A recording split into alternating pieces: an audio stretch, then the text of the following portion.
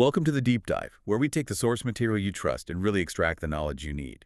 Yeah. Today we're diving into something that feels, I think, incredibly modern and just pervasive. It's that exhaustion. And it's not just from the actual work of raising children. It's from this constant, invisible mental tax of comparison.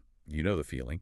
It's that low-grade hum of anxiety that kicks in when you just glance at your phone and see someone else's impossibly perfect morning routine. Or the pantry that looks like a retail store. Exactly. Or the smiling child eating like organic, homemade, dye-free dinosaur nuggets. Yeah. So we've taken a really close look at your sources on this. And our mission today is to move past that simple advice, the just stop scrolling line. Which doesn't work. It doesn't. We want to get right down to the psychology and the raw neuroscience of this pressure. We're unpacking the damage from the perfect parent myth. And that's so important because the core conflict here is that you are trying to raise actual humans in a messy, inconsistent reality. And at the same time, you're holding that messy reality up against someone else's meticulously filtered, edited, it's a highlight reel. A commercially optimized highlight reel, even. Yes, you're comparing your chaotic Monday morning to someone else's Sunday afternoon performance. That distinction right there, performance versus reality, that's huge. But let's start with the feeling itself.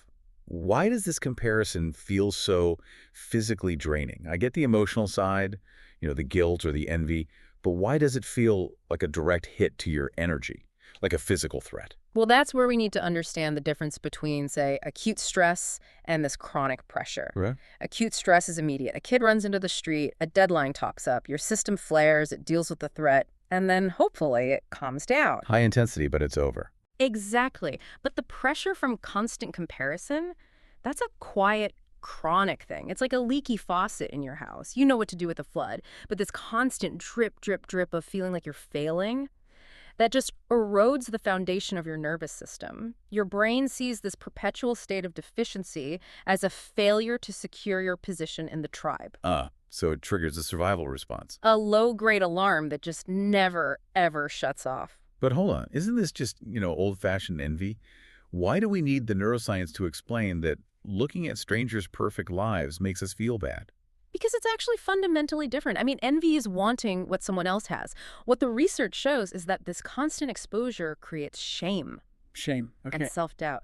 When you see a perfect performance online, your primitive brain isn't just saying, I wish I had that. It's saying, I am not meeting the standards. I'm failing. My family's stability is at risk. And that feeling of inadequacy is a direct threat to the most primal parts of your nervous system. And I imagine that has real-world consequences, not just screen-world ones. Oh, absolutely. The effects are dramatic and external. If you're operating from that place of constant alarm, you have zero reserves. You have no bandwidth left. So when your child has a meltdown or the dishwasher breaks, you react completely differently. Your patience is just gone. It's gone. Your discipline might get harsher, and your ability to really connect with your child, that diminishes. The stress starts on your phone, but the impact happens in your living room. That's so true. If you start the day feeling like a failure because your breakfast wasn't Instagram-worthy, you've already spent the emotional energy you needed for later. Okay, let's go deeper into the wiring. This is the aha moment part.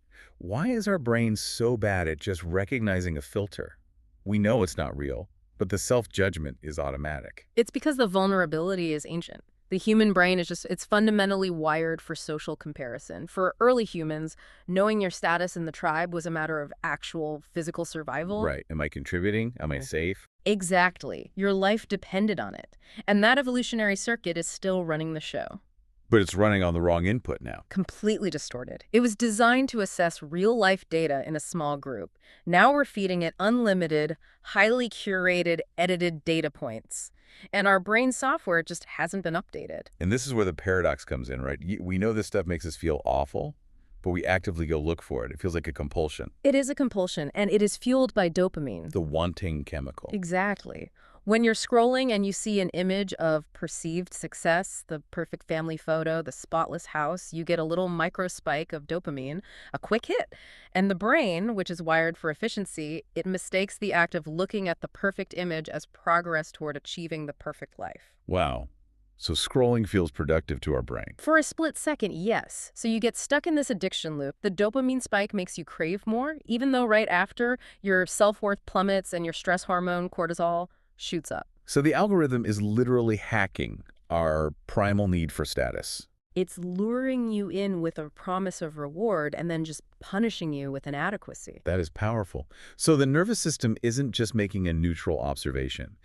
It's interpreting their success as our personal failure, a constant threat assessment. Precisely. And Yeah. that feeling is amplified by two key cognitive concepts that are really helpful to understand. Okay.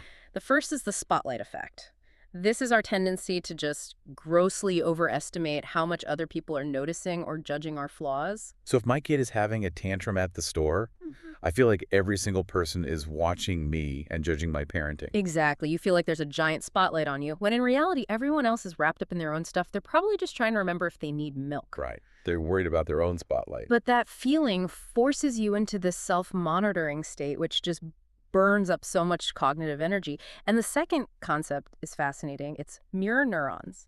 These neurons fire both when you do something and when you watch someone else do it. So when you watch a video of a parent calmly handling a huge tantrum, My brain is kind of doing it too. your mirror neurons are simulating that performance internally. Your brain is running the simulation of competence and calm. Oh, wow.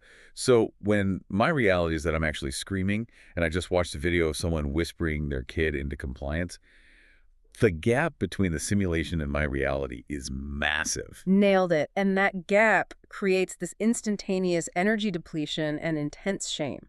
You feel the effort of the perfection without having achieved it. And this is the relief moment then. The reason you feel this way, the reason it's so intense is because your ancient brain literally struggles to tell the difference between reality and curated, filtered, edited content. That's the whole thing. It's not a character flaw. It's not that you're weak. It's a systematic exploitation of a primal survival mechanism. And when you understand that, you can start to get some distance. You start blaming yourself for the reaction and start recognizing the manipulation. That's where the shame can start to dissolve. Okay, so when we've diagnosed the problem, we get the neurology. Let's pivot. Part 3. Detoxing and regulating. What are the actual compassionate strategies to deal with this fire hose of perfect parent content? The goal here is system stability. We're not aiming for some dramatic digital detox that just lasts 3 days. Because that never works. Never. We're trying to create a digital environment that feels regulating instead of dysregulating. Yeah. If scrolling spikes your cortisol, then we need boundaries that intentionally reduce that exposure. And it starts with curating what you see. Actively curating. Yeah. One of the simplest but most powerful strategies is muting without unfollowing. I love this one. It's so low stakes. It really is. You don't have to make a big announcement or burn a social bridge. You just quietly remove the trigger from your daily view. It's a private act of self-protection. So what's the metric? How do you know which accounts to mute? You have to learn the difference between what's inspirational and what's purely aspirational. Inspirational content is grounded. It shows the struggle, the mess, the logistics, and then the success. It makes you feel capable. And aspirational. Aspirational is just the impossibly perfect performance. It's designed to get approval and envy. So here's the test. If an account consistently makes you feel less competent or more ashamed after you see it, it is dysregulating you. Mute it. That's a great litmus test. Yeah. Okay, what about the habit itself, the compulsive scrolling, especially at night when you're tired? That's where you need a structured strategy, like the 3-step nightly scroll reset, because scrolling right before bed messes with your cortisol, it sabotages your sleep, and you wake up already stressed. So step 1. Step 1, pick a hard stop time for any comparison-heavy content, say 8 p.m. Step 2, physically put the phone outside the bedroom. That's the hard one. It is, but it's crucial. Yeah. And step 3, replace the scrolling time with something regulating. Don't just stop, substitute.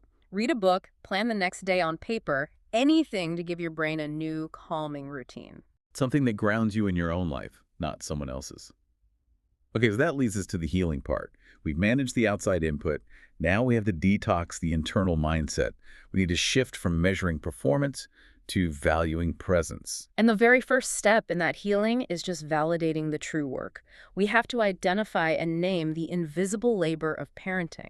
This is the entire mental load, the emotional forecasting, regulating your kids' big feelings, managing sibling fights, tracking appointments, all the stuff that makes you bone tired but is never, ever photographed. It's the 6 hours of grueling, messy practice before the dancer ever steps on stage. That's a perfect way to put it. You feel exhausted because you are doing this crucial, invisible labor, but you're comparing yourself to a highlight reel that edits all of it out. Which brings us to that powerful reframe. When you see that superhuman perfection online, you have to remind yourself they look perfect because they are performing, not parenting. They're two different things. Performance is a public act designed for approval. Parenting is an intimate, chaotic, often thankless labor designed to nurture a human being. You're holding yourself to the standards of someone whose job is to sell an image. Not to live a life. And when you see that, you can start to define your own metrics for success. What actually matters in your home. You have to name your personal values. If your family values connection and emotional safety, who cares if the laundry is piled high? Exactly. When you focus on your values, the performance metrics of social media just become irrelevant noise. And that all leads to a much more sustainable standard. The good enough parenting standard. And this is backed by decades of attachment science. Kids do not need a perfect parent. They need a parent who is reliably good enough. Present and responsive. And who knows how to repair mistakes. Attachment security isn't built on preventing problems. It's built on the ability to recognize you messed up, apologize, and reconnect. That is true, successful parenting. So really, the final takeaway is this shift in focus. You don't need to be perfect. You just need to be present. We started this deep dive talking about that chronic stress of comparison, and we now understand it's not you. It's your brain responding to a primal, faulty wire that's being exploited by an algorithm. And knowing that comparison is a survival mechanism gone rogue, that is the ultimate tool for self-compassion. The key to relief is recognizing the perfect parent is a performance. It's a narrative. It's not a person. Once you accept that, its power just dissolves. So we'll leave you with this final thought to consider this week. How much time and mental energy could you reclaim if you focused 100% on the crucial, invisible labor you are doing? The love, the logistics, the emotional resilience, instead of worrying about the visible, unattainable performance you aren't. Go be present. We'll see you next time on The Deep Dive.